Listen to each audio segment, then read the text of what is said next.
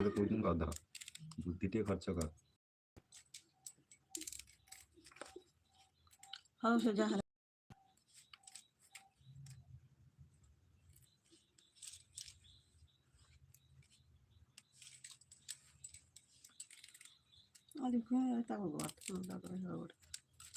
ଦେଖାଯାଉଛି ନା ସଜନା ଶାଗ ଦେଖାଯାଉଛି।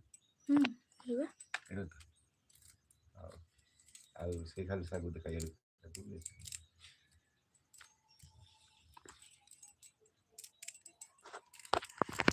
ଦିଲ୍ଲୀରୁ ଆସିବି ଶାଗ କଣ କରିବା ଦୁଃଖୀ ଘରେ ଜନ୍ମ ହେଇକି ଆଉ କଣ ସୁଖ ତମେ ଆଣିଲନି ନା ଛୁଞ୍ଚିଣା ଶାଗ ଏଇ ଗଧ ପାଇଁ।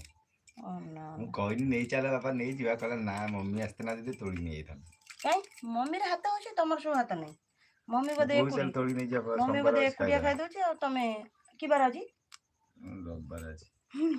ସୋମବାର ଆସି ସାଙ୍ଗେ ପଳେଇ ଆନି ସେଥିପାଇଁ ରବିବାର ଦେଖିବା ନାଇଁ ଏଇଆ କହିନି ପଚାରୁ ମୁଁ ସୋମବାର ନା କହିଲା ନା ଆଜି ରବିବାର। ମତେ ପଳେଇ ଚାଲ କାଲି ଦେଖିବା। ରବିବାର ଆଇଁଷ ବାର ଶାଗ ଖିଆ ହବ। ଓହୋ ଏଇ ଶାଗ ଭାତରେ ଯାହା ଆନନ୍ଦ ଅଛି ମାଛ ଭାତରେ ନଥିବ, କିନ୍ତୁ କଣ କରିବା ଆମର ପଇସା ପତ୍ର ନାହିଁ, ତାଙ୍କର ମାଛ ଯାହାର ପଇସା ପତ୍ର ଅଛି ତାଙ୍କର ମାଛ ମାଂସ ଯାହା ପାରିବେ ତା ଇଚ୍ଛା ଖାଇବା। ଗୋଟେ ବି ଆସିନାହାନ୍ତି। ଆସିବେ ଅପେକ୍ଷା କର।